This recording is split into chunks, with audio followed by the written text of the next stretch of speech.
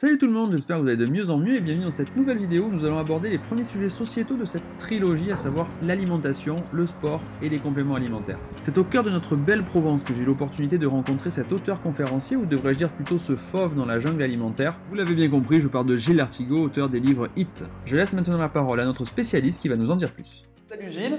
Salut Lionel, merci de m'accueillir chez toi. Oui, c'était pas prévu. Il faut qu'on dise à ceux qui nous regardent, c'était pas prévu.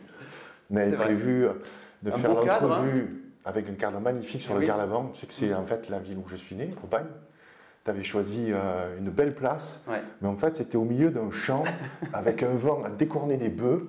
Donc même maintenant où j'ai les cheveux courts, mes cheveux étaient comme ça. Donc on s'est dit, on va se rapatrier dans un coin un petit peu plus sécure. Donc merci de m'accueillir chez toi. Écoute, merci à toi ici de venir du coup, parce que on se connaît pas plus que ça au final. On s'était jamais rencontrés. On s'était jamais rencontrés. On est des amis communs. Amis communs, ouais. Donc tu connais mon travail, c'est ça. Je connais aussi le tien. Donc voilà, on a décidé de faire une entrevue avec différents thèmes. Donc tu sais que je suis assez difficile à prendre en entrevue parce que généralement les thèmes, je digresse beaucoup. La digression, c'est la marque de fabrique. Tu vois, la digression, en fait, quand tu digresses, c'est que tu t'éloignes d'un sujet pour ensuite y revenir. Mais, ou pas, ouais. Mais j'aime beaucoup ce genre d'entrevue. Et puis, il y a une belle énergie aujourd'hui chez toi, avec le piou-piou. Peut-être on va entendre, mais c'est très bien.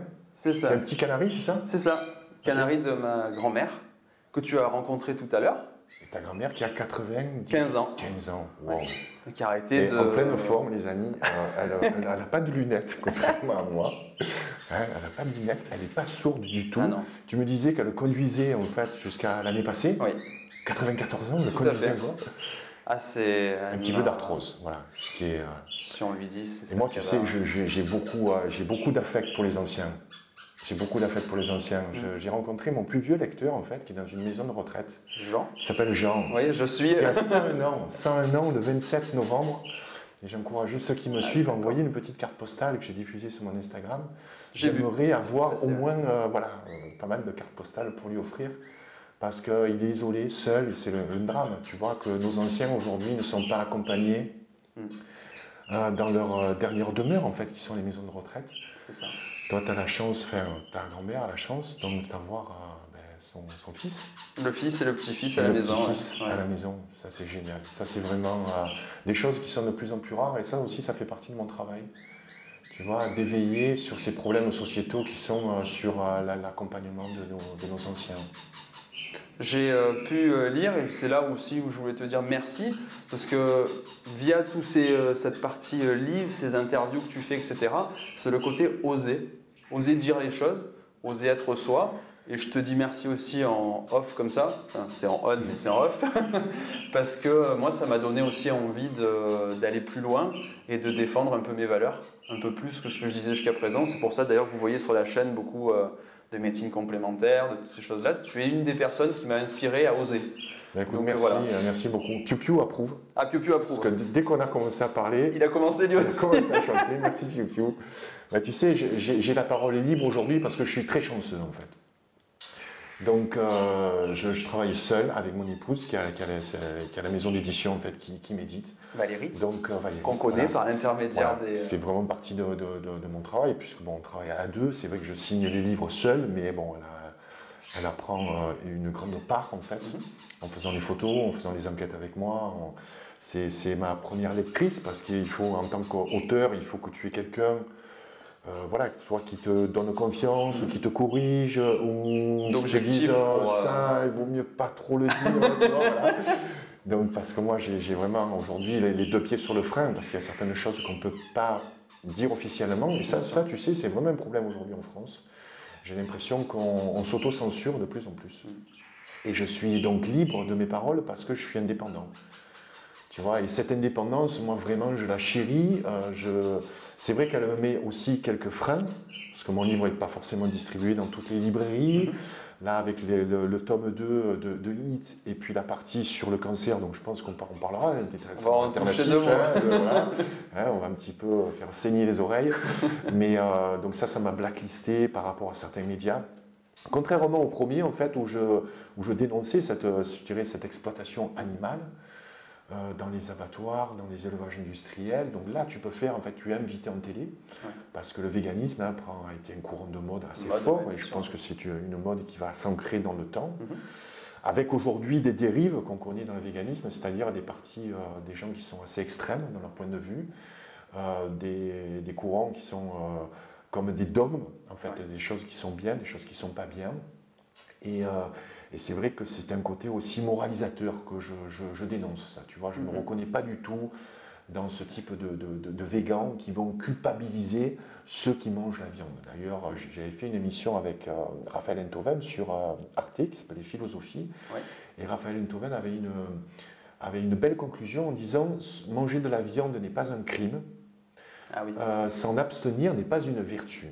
Donc face à moi qui ne consomme pas de viande, quand même un peu couillu quand même, tu vois, mais en fait tout le contenu, si tu veux, de l'émission, avec aussi un philosophe qui était venu étayer des propos, je dirais, pro-carnistes, ont été intéressants parce que en fait notre nature humaine nous pousse en fait à tuer. C'est comme un lion en fait qui va chasser une gazelle. C'est vrai qu'aujourd'hui on peut se nourrir différemment, on peut faire abstraction de la viande, mais on n'a pas tous un organisme qui, qui peut, absorber tout ce qui est nutriments crus, tu vois, avec beaucoup de fibres, enfin une alimentation 100% végétale, ne peut ne pas correspondre à tout le monde. Même si on y va petit à petit, tu penses ? Même si on y va petit à petit. Parce que, tu sais, ça fait 10 ans que je suis là-dedans, je suis passé par tous ces stades-là. Ça fait 10 ans que je travaille sur ce point-là, et je m'aperçois que c'est une donnée quand même très importante. Notre mode de vie, avec notre mode alimentaire, est très lié, et on a toujours ce lien social qui peut être cassé par rapport à un mode alimentaire qui va être trop strict.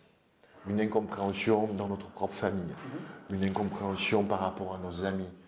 Tu as peut-être connu ça, toi, avec une autre démarche. Voilà, mais oui, je vois ce que tu veux dire.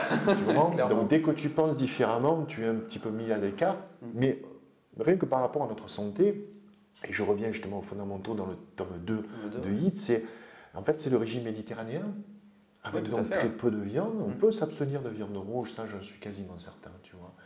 Après, la protéine animale est une protéine qu'on peut très bien absorber, parce que nous sommes des mammifères, et nous sommes des omnivores. Omnivores, c'est pas on dirait que c'est un gros mot, mais c'est vrai.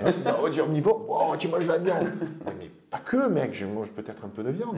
Moi, ça fait 10 ans que je ne mange pas. Du tout, mais c'est plus par des... et ça, je l'ai expliqué de nombreuses fois lors des entrevues, tu le sais. C'est plus par rapport à ce que j'ai vu dans les enquêtes, lorsque j'ai fait dans les abattoirs, dans les élevages industriels. La souffrance, c'est plus les conditions, émotif. quoi. Bien sûr, je comprends. Et l'émotion relie au spirituel. Donc, j'espère qu'on va parler un peu spirituel. On va le faire. Ok, on va le faire. Donc ça, voilà, c'est plus une prise de décision qui est plus, je dirais, de l'ordre de l'émotion que uniquement au niveau de la santé. De la santé, Voilà, on peut très bien, on peut être en bonne santé, et puis en consommant des produits animaux ou même des animaux. Alors en fait, HIIT 1, parce que tu en as parlé un petit peu, j'ai eu l'impression que cette invitation à développer cette thématique-là au niveau des télés, des radios, etc., c'était plus cet effet de mode. Et le deuxième, quand tu as vraiment, je ne vais pas dire attaqué, mais tu t'es occupé, on va dire, du sujet, plus le cancer, plus, on va dire, la maladie. Au début, c'est plus l'alimentation est toxique. Le deuxième, c'est voilà ce que ça fait, quoi. Oui, mais dans le premier également, tu vois, lorsque j'ai parlé des perturbateurs endocriniens, j'ai été le premier aussi, tu vois, en parler avec justement le professeur Martin, qui était mon mentor, tu vois, qui est mort en début d'année d'une crise cardiaque. Et donc voilà, c'est lui qui m'a donné aussi cette caution, tu vois, au niveau médical, qui m'a apporté beaucoup de données scientifiques. C'est en fait qu'une alimentation adéquate. Une alimentation adéquate, d'accord, ça peut prévenir un cancer sur 3. Trouvez-moi une drogue qui fait mieux. D'accord ? On est OK ?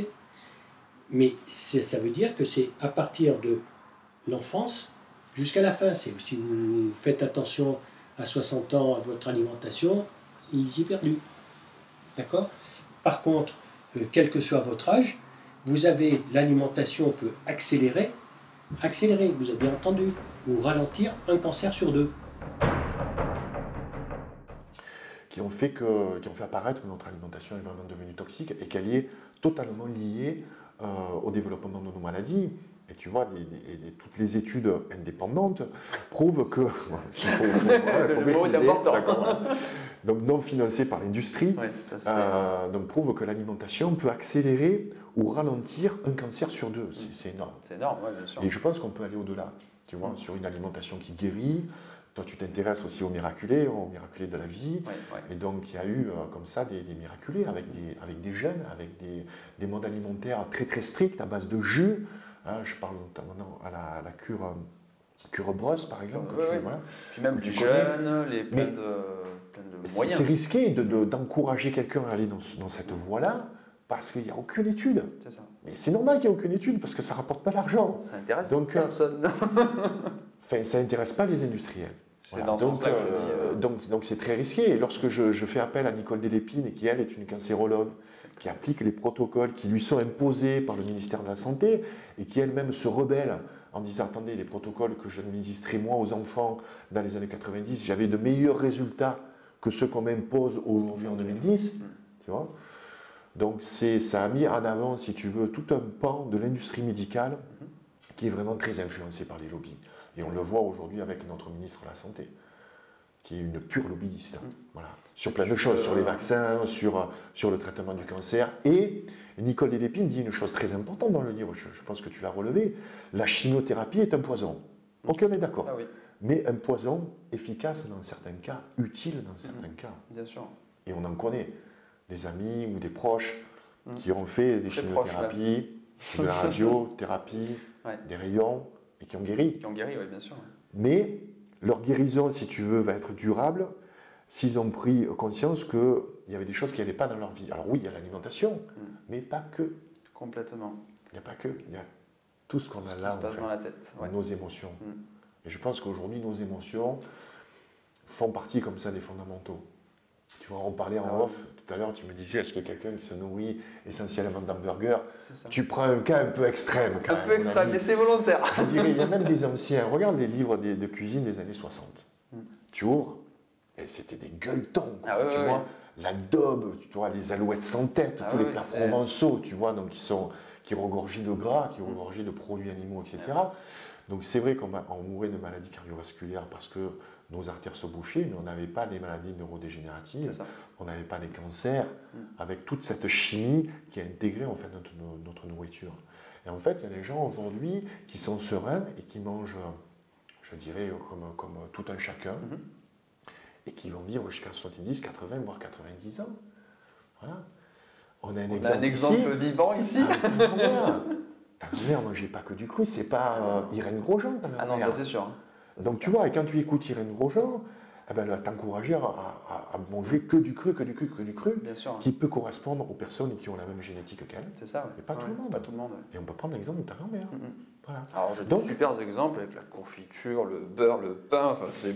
Oui, Par- mais là aussi, Ouais. il faut, par rapport à ceux qui nous écoutent, il va falloir qu'on modère un peu nos propos parce que ta grand-mère, donc, elle est née en 1924. Voilà. La Donc, nourriture je pense n'était pas qu'elle a ce été qu'elle est. allaitée. Oui, voilà. Très important pour On est l'allaitement, d'accord. tu sais que j'en parle beaucoup Oui, de oui, oui, l'allaitement, donc cette période donc, cruciale de notre vie, Primordial. au moins les 3 premiers mois, Bien sûr. tu vois. Donc elle n'a pas connu tous les aliments chimiques qu'on connaît aujourd'hui, le sucre, le soda, et tout ça est apparu après-guerre. Et moi c'est un de mes marqueurs préférés, Ouais. c'est l'après-guerre, voilà, tout ce qui s'est passé après. Ensuite, c'est les années 80.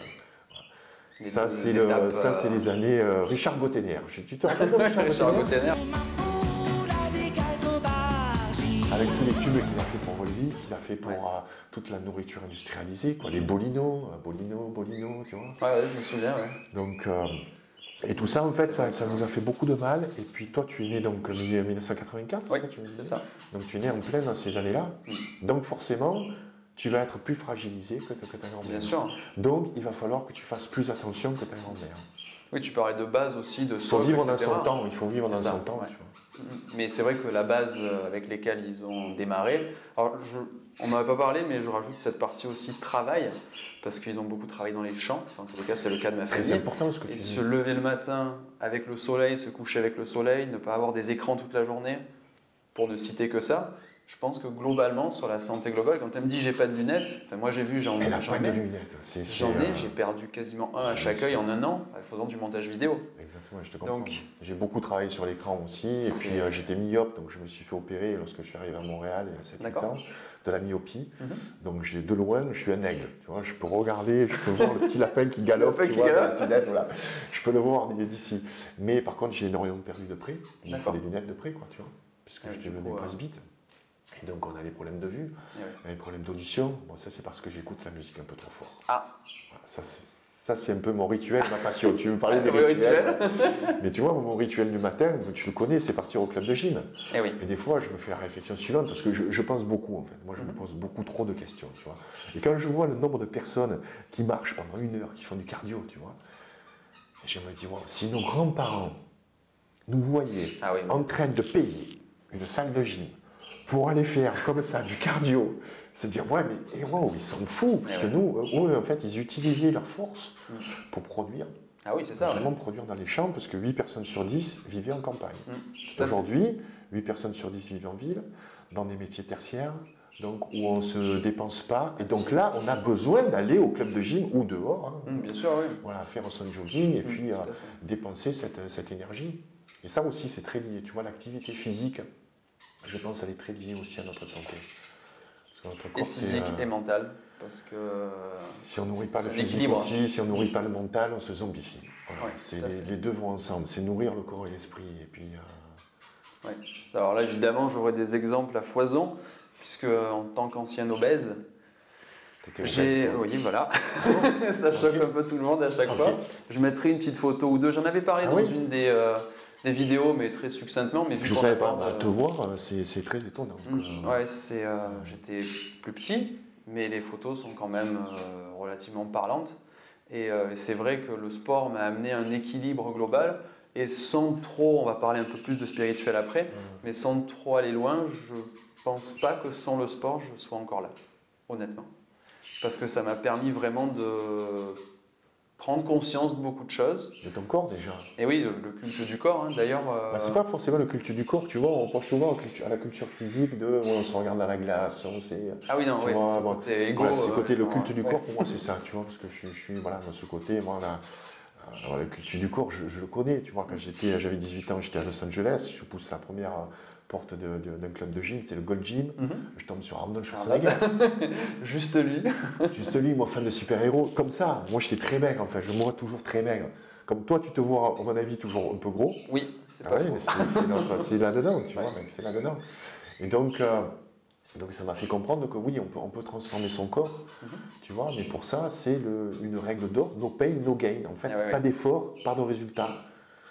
Combien de temps il t'a fallu pour, on va dire, sculpter ton nouveau corps, on va dire Très vite. En fait, quand tu es maigre, la difficulté, c'est de prendre un peu de masse musculaire. D'accord. Pour ça, il faut manger. Manger en masse. Je ne te dis pas ce que je mangeais à l'époque. Ah, dis-nous un petit peu, histoire de... À l'époque, hein. À l'époque. Il ne faudra pas le sortir du contexte. Ah non, là c'est... J'avais 18 ans. Bon, beaucoup de volailles, de viande, un peu de poisson, du lait à profusion. D'accord. Donc ça concerne les protéines.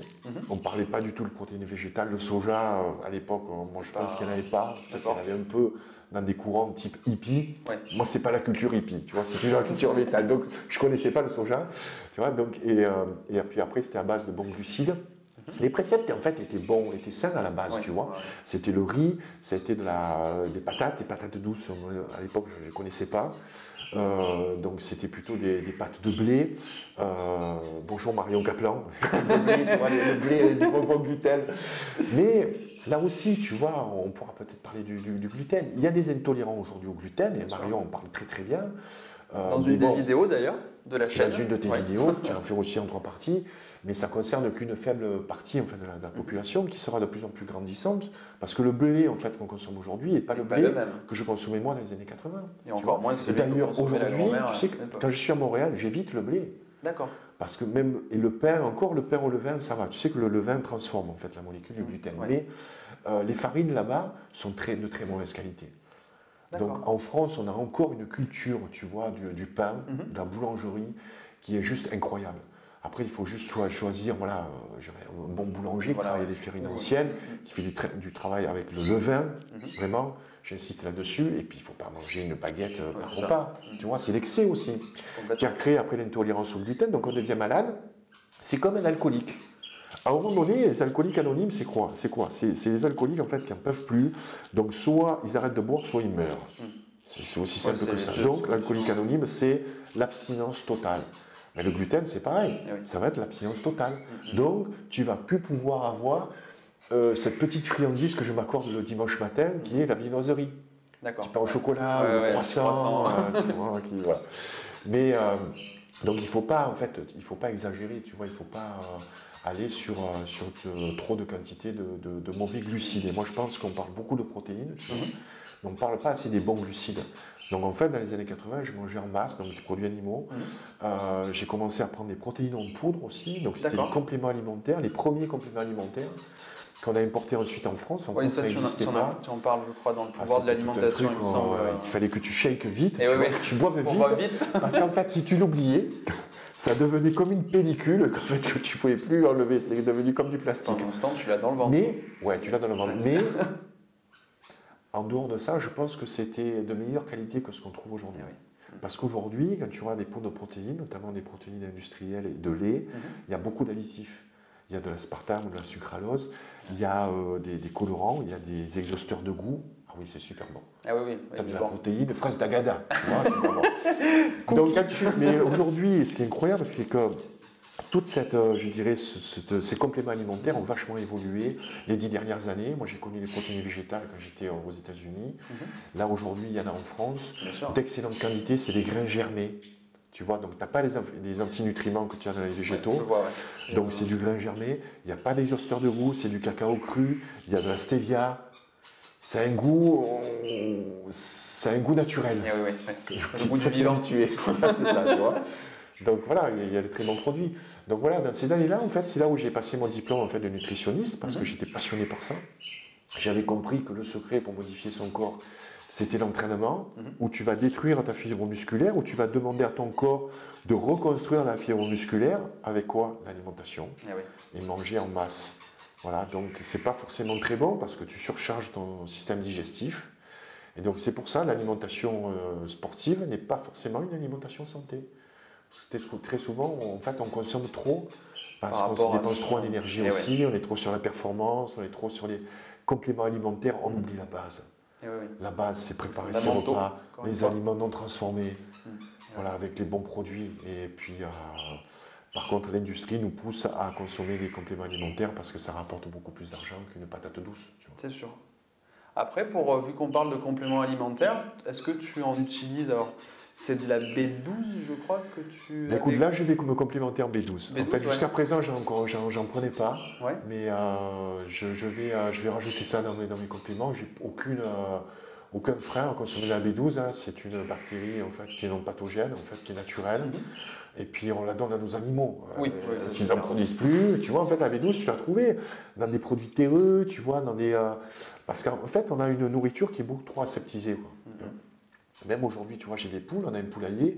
Valérie la prend tellement soin qu'il n'y a même pas les œufs sont propres. Il y avait un peu de caca à l'époque, tu vois, mon grand-père, où on prêtait moins d'attention, tu vois, aux animaux, etc. Là, en fait, nos poules, bon, on en a 8, on a une nouvelle là, qui est arrivée. Et puis, donc, elles produisent des œufs de juste une qualité incroyable. Tu vois, on rajoute des graines de lin pour qu'ils soient enrichis en oméga 3. Donc, ils ont un équilibre parfait. Qui est top. Ça, pour moi, c'est emblématique. Mais il y a œuf et œuf. Tu ne peux pas conseiller de consommer des œufs si tu prends que des œufs de l'industrie. Tu vois, toute l'ambivalence, elle est là aujourd'hui. La subtilité, elle est là aujourd'hui. Tu peux avoir un aliment qui est sain si tu le produis toi-même ou si tu connais en fait la source de production. Et tu peux avoir le même produit, et là, c'est un bon exemple, qui peut être complètement industrialisé avec maltraitance animale. Beaucoup plus d'oméga 6 dans les œufs parce qu'en fait on leur donne de la nourriture à base de maïs, donc ça c'est des œufs très mauvais pour notre santé, et puis donc une qualité je dirais amoindrie, une qualité nutritionnelle amoindrie. Alors c'est vrai que grâce à beaucoup de personnes, on va dire, qui en ont parlé, on est beaucoup plus ouvert à regarder d'où ça vient, parce que quand on voit poule élevée en plein air, oui très bien, mais si elle mange en gros du maïs et des antibiotiques, l'œuf va être un peu moins folichon. On a les codes en France. On a les codes, oui, c'est les pour codes ça, 0, 1, 2, 3. ouais. Tu vois, j'ai fait une vidéo sur le sujet là. Ouais, Mais que j'ai il y a le label bleu blanc cœur aussi, tu vois, qui n'est pas forcément bio, mais c'est une nourriture qui est adaptée. Tu vois, parce que le bio, quand même, c'est vraiment un luxe. Tu vois. Et je reviens un petit peu sur ce que j'avais dit. C'est vrai qu'on peut bien se nourrir, et se nourrir même bio, avec le même budget. Pour ça, c'est au prix de gros efforts. Parce qu'il faut passer beaucoup de temps, à chercher les bons producteurs et à faire sa nourriture. Tu vois. Donc à cuisiner. Donc ça, c'est pas donné à tout le monde. Et là, je le vois encore plus sur ce que je suis à Montréal. Le prix du bio, c'est juste débile. C'est du x2, x3. D'accord. Il y a une enseigne là-bas qui est très connue, qui s'appelle Rachel Berry, qui est en train de moderniser tous ses magasins. Il y en a un sur la Saint-Denis, qui est l'année principale dans la ville de Montréal. On y retournait, il avait refait, donc c'était comme une boutique de luxe. J'avais l'impression de rentrer chez Louis Vuitton. Et t'as des légumes, mon gars, ils sont brillants, ils sont super beaux, ils sont tous bio, hein, je te garantis. Ils sont sous brumisateur. D'accord. Tous bien rangés comme ça. 2 courgettes, donc ils appellent ça les zucchini là-bas, 2 courgettes, $6. Waouh. Ah oui, quand même. Oui, ça fait cher. C'est $1 canadien, ça fait du 4,50 €, mais il ne faut pas. Voilà, c'est du $6. Quoi. Wow. Et pour $6, tu peux avoir 2 poulets.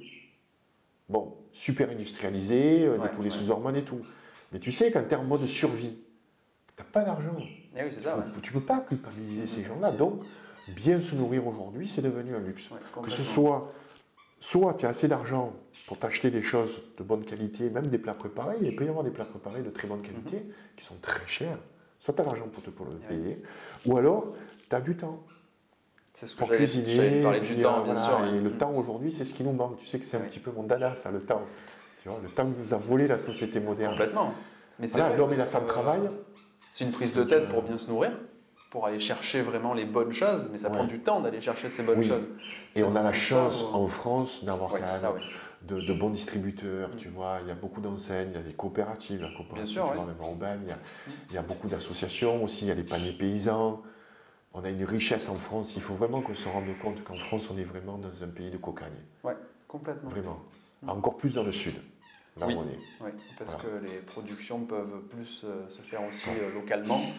Et, elles se font localement, elles se font aussi sur la durée. Là, par exemple, au Québec, en hiver, on ne produit rien. Tu vois, on produit du sous-serre, mais tout vient de Californie, tout vient du Mexique, vient même d'Europe, même d'Israël. J'ai même acheté un jour des poivrons, j'ai regardé la provenance, je me suis dit, wow, c'est bien d'Israël. Tu vois, donc ça traverse l'Atlantique, et voilà, parce qu'Israël produit de très bonne qualité au niveau de fruits et de légumes bio, donc ils font beaucoup d'exports. Donc ça aussi, c'est pas logique, tu achètes du bio, putain, mais ça prend l'avion. Le bio prend l'avion aujourd'hui, tu vois, en first class. Donc forcément, tu le payes plus cher. Et comment tu te nourris en plein hiver? Moi, j'ai vécu 2 ans dans les bois. Donc là, en plus, j'étais sur le cheminement du tout cru, tu vois. Là, ça devenait compliqué. Ouais, ça devenait compliqué. Donc, il faut adapter son mode alimentaire là où on se trouve, et selon aussi ses moyens et selon le temps qu'on a à y affecter. Sinon, c'était quoi ta question? Je me souviens. Eh bien, j'espère que ces sujets vous ont plu. Je vous donne rendez-vous la semaine prochaine avec éducation, spiritualité et énergie des lieux. Pensez à vous abonner et à cliquer sur la petite cloche pour être averti des nouvelles vidéos. En attendant, à gauche, la vidéo sur la géobiologie, à droite, la vidéo sur l'énergétique. Je vous souhaite tout le meilleur et gardez en tête, tout est une question de vibration.